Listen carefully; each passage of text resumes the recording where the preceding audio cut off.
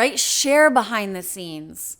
Share what's on your heart. Express it so clearly and radically and consistently that people can hear you.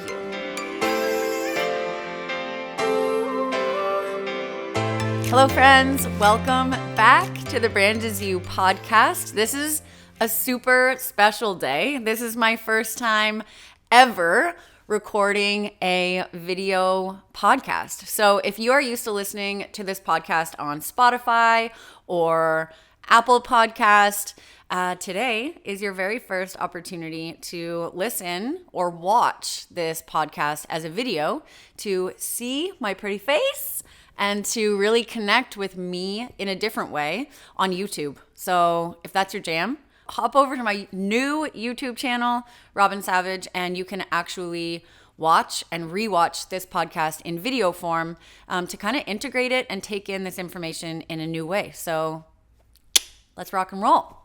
So today's podcast, we're going to talk all about how to get soul clients. Like, what does that look like? Who are your soul clients, and how do you actually show up in your brand in a way that naturally attracts those people? A lot of entrepreneurs will spend their entire career trying to figure this out, seeking attention, trying to get people to notice them. And yes, it requires effort and requires dedication, and it requires focus to get soul clients and to land those jobs. But I want to talk to you today about ways to make it more natural, right? I want to talk to you about how to incorporate specific tools and practices and applications and skills inside of your personal brand that are naturally going to bring those people to you. And I know on my own 10 plus year journey in building these businesses, the more clear I've gotten on who I am in my personal brand, the more aligned my clients have become. And that makes my work easier. It makes my work more fun and enjoyable. It helps me really stay in my own lane to differentiate my work, because the people that I'm then working with are people who are giving me projects that I'm really excited to do. So if you are not at this point yet in your own entrepreneurial journey where you are looking for soul clients, if you are still saying yes to everyone, and if you are still just welcoming any clients or customers or consumers into your world with a big fat yes, then that's okay, because that's important too. Right? We need to create a healthy business that becomes profitable. And then over time, as the business starts to make money, that's when we can really get into the questions of, who do I really want to be working with? Right? What does my ideal client look like? What are their values? What are their personality traits? What makes them the one for me? What makes us a good match? And so if you haven't looked at your soul client yet, if you haven't taking yourself through an exercise to really recognize and outline who your soul client is now, then this podcast is really going to help you. It's really going to support you in not only getting really clear on who that person is, but also how to create a brand that naturally attracts them. All right. So I started to define my soul client by the ideal, ultimate, like green flag, hell yes client that I was stoked to have in my world. I didn't want to feel any questioning energy. I didn't want to feel any doubt. I didn't want to feel any sort of weirdness or hesitation in my body. I wanted to know right away that this person was someone that I could help, that would benefit from my work, that was a really good creative match. We shared a vision. We have similar personalities. You know, we're down to earth. We like to have conversation. There's humility and transparency and this symbiotic relationship involved in the creation process. And as I got really clear on that, I started to notice that the weeds in my garden, in other words, the people that I was working with who felt a little sticky, who felt a little challenging, or maybe just slightly out of alignment, in the sense that I would start to feel like, oh man, yeah, okay, I've got to call with this person, or okay, now I've got to do that. And I would feel this energy shift. My garden started to become like full of weeds, right? Which means I was working with a lot of people that maybe weren't the right fit for me. And as I started to get really clear on what the flowers looked like and what I wanted my garden to really bloom into, I started to pick the weeds out, and I started to really identify the elements in my clients that maybe weren't the perfect match for me and my process and the way that I worked. I started to weed my garden, and I started to get super clear and focused on who the people were, right? And I started to landscape my brand, landscape my marketing and my communication so that my garden could grow the way that I wanted it to. And this is how I want to support you today. Okay, I want to help you figure out who your soul clients are, and also like who you have to be in order to naturally attract them. Okay? Because what happens when we start to really focus on getting our soul clients, and that's like all we think about, right? We start to think like, what do I have to do today? What do I have to post today for people to listen? What do I need to express in this piece of content to go viral? And what do I need to get that next client booked, right? We start to put pressure on ourselves. We start to get needy, and we start to really then externalize our creative process to say, what are those people doing to get clients? What's the strategy they're following and what's working for them, rather than staying in our own authentic lane. And what happens when we start to mirror or reflect other people in our industries? Well, naturally, we're going to start to attract people that we don't want to necessarily be working with because we are following someone else's strategy or we are speaking like someone else, right? So we're attracting this type of client that isn't actually in alignment with our authentic self, with our creative process, with our truth, with our vision, okay? So I want you to right away allow yourself to just take a deep freaking breath and notice and recognize and empower yourself with the knowing that the brand is you. The brand is no one else, right? It's not her strategy. It's not his book. It's not their blueprint. It's you. And the more you step into that and the more you allow yourself to claim that, and the longer you stay in it, the longer you embody who you actually are, the easier it's going to become for you to attract your soul clients, because they're seeing you. They're hearing you. They're connecting with you. Not all those other things, not the person you think you should be, not the version of yourself you think you have to be, but who you really are. And that's where it gets easy, right? Because that's when work stops feeling like work. And that's when you just get to say like, oh, I'm just going to show up today and do a freaking podcast on my couch in my house. And whoever likes it is going to like it because this is me. And me is going to attract people who like me. So now I'm super happy and really honestly stoked to share with you that every single person who comes into my world feels like a match. Feels like I went onto Tinder and I swiped whatever way I was supposed to swipe for the people that I like. I'm too old for the dating world, too married up for the dating world, and never got to swipe either way. But I imagine that every single client who comes into my world is a person that I like swiped to become a match with. And it feels effortless and it's rewarding in my work and it's exciting. Okay. And it creates the kind of relationships and the kind of outcomes and results that I am here for. So what do you need to do? What are the actions? What are the integrations that you can do for yourself to actually begin to attract your soul clients? It's actually going to be probably annoyingly easy for you. And we can get way deeper into this. And I do in a lot of my workshops, in my masterminds, in my one-to-one coaching. This is where we deep dive into these layers. But here's what I want to offer you today on the podcast, okay? You need to ask yourself who the person is that you want in your inbox. You need to ask yourself what values your clients have.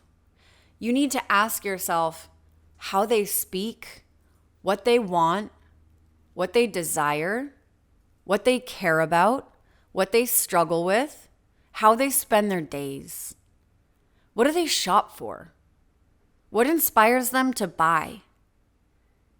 What do they fall asleep thinking about? How do they move through the world?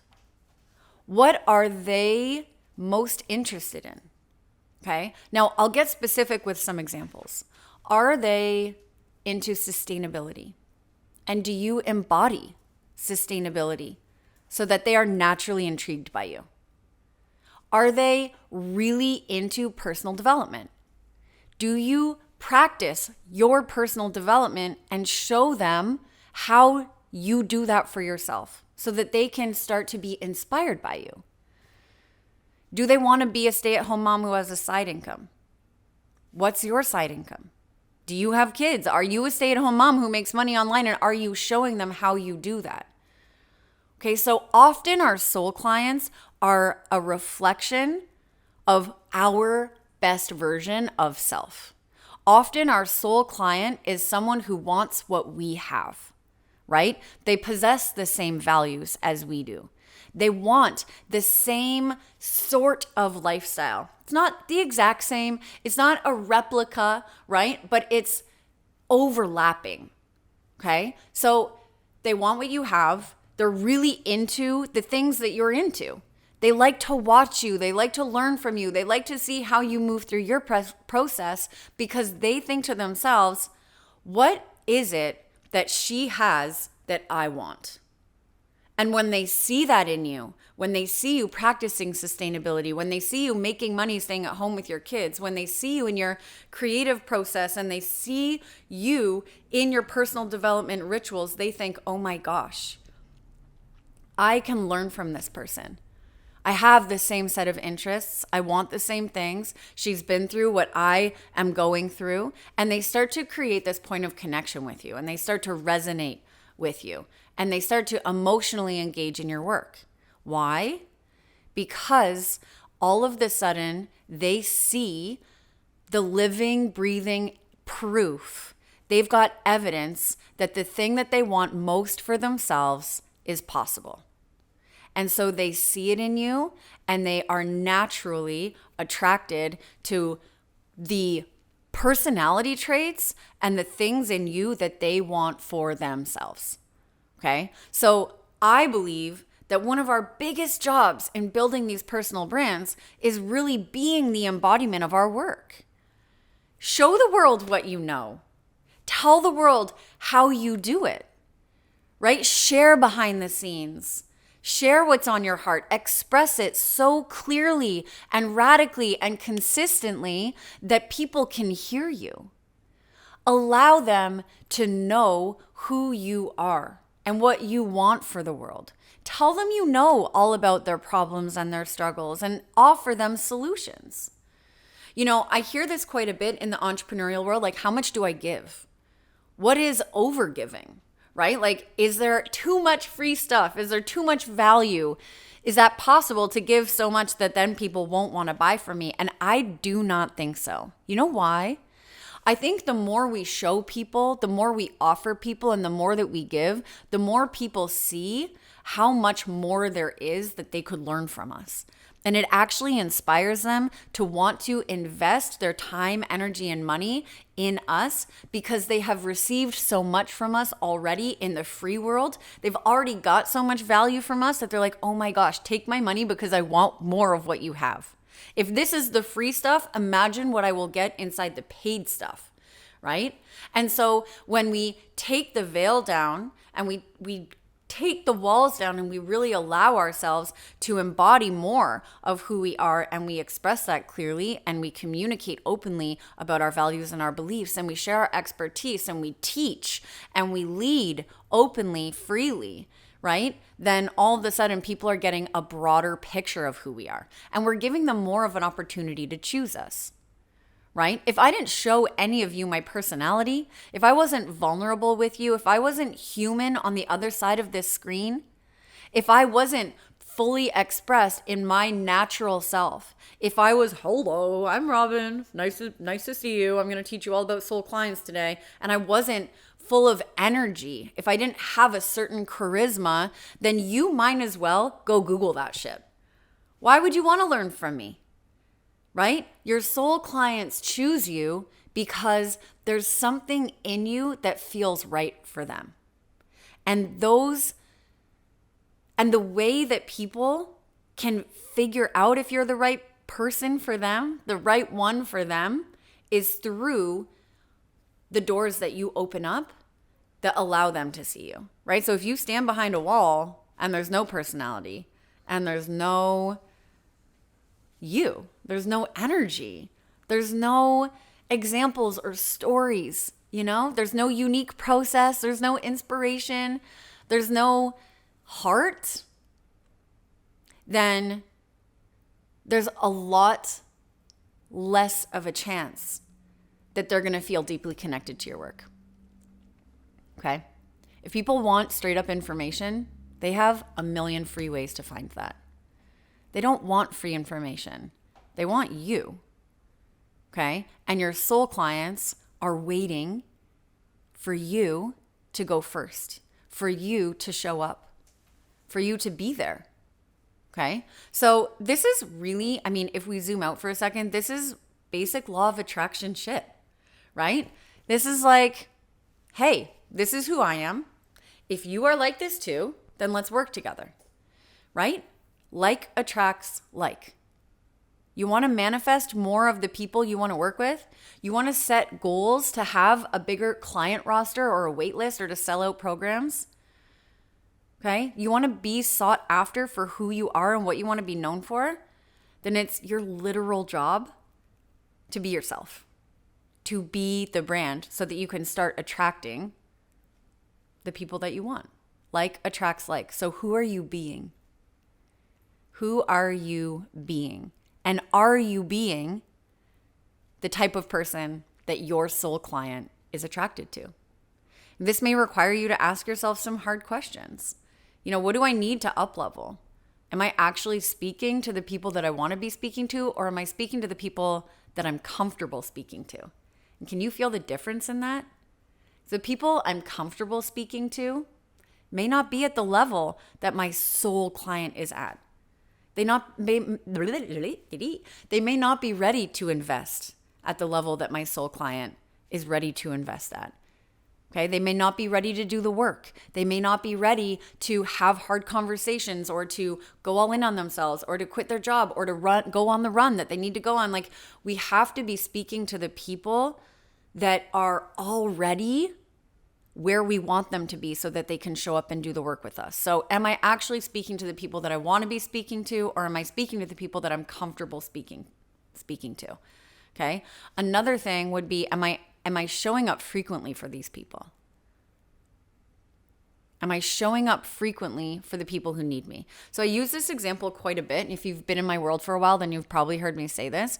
But I consider aligning with soul clients kind of like dating, right? And I already used the Tinder example, but imagine you set up a first date with someone and you go on that date and you're sitting across the table from each other and you are like, oh my gosh, this person really feels like a good match for me, right? I'm having a great time. There's a chemistry. Our conversation is flowing. I can tell we've got the same values and same interests. So it's great conversation. There's eye contact. It seems like we're really on the same page. And you're like, yeah, great. Second date in.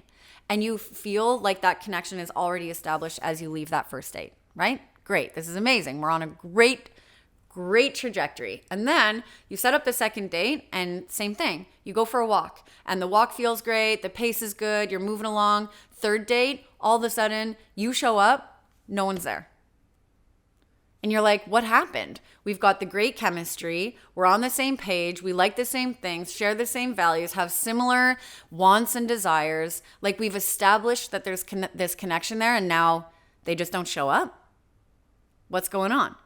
And I want you to remember that in your brand, you are building another relationship, right? It may not be a romantic relationship. It may not be an intimate relationship. And it may be with thousands of people on the internet. But every single one of the people that you build a relationship with every follower, every person on your email list, everyone in your DMs, every single person following you on LinkedIn or watching your YouTube video is considered a relationship. And if you just do not show up for that third date, then guess what? Over time, you harm your brand reputation, right? You risk those, what do I want to say? You risk harming those relationships. I'll say that again. You risk harming those relationships because you are not present. Okay? So I want you to imagine that attracting your soul client can only happen when you are present, right? Attracting your soul client can only happen when you show up for the date. Okay? And if you are not showing up, then they cannot find you. This is really important for you to know. So am I showing up? Am I showing up for the person that I want to be speaking to? And am I being the person that I need to be in order for them to stay committed? Okay, am I going to continue to lead the way? So I hope this is helpful in terms of really being the brand that attracts your soul clients. You know, there's a lot more that we could get into, but I think this is a really great place for you to start because often we end up so in our own heads as entrepreneurs. We get stuck in thoughts, we stay in creative processes, and we start to question ourselves and we start to compound these negative thought patterns, and it can really create a feeling of stuckness in our bodies and in our work. Okay. And you are here for a reason, and you've got shit to do in this world, and you're here to have an impact. And that's going to require you to show up for the person that you want to be speaking to the most so that that soul client can find you. So yes, there are a lot of actions that you can take on the other side of this podcast. But most importantly, I want you to ask yourself, am I being the brand that my soul clients need me to be? Okay. Okay. Thank you for joining me today on the Branded You podcast. You all know how thankful I am for you every single episode. I'm so honored that you took your time for me to have this conversation. I know that you are busy, and I know there are so many opportunities for you in this space. So the fact that we got to have this conversation today really hits home with me. I'm so grateful for you. If you're listening to this on Apple Podcast or Spotify, then be sure to download this episode so you can listen to it on the go, and follow the podcast so that you get all of our episodes and don't miss out on any of these juicy conversations. And if you are watching on YouTube, then go ahead and hit subscribe so you don't miss any of our future videos. I will see you next time, friends.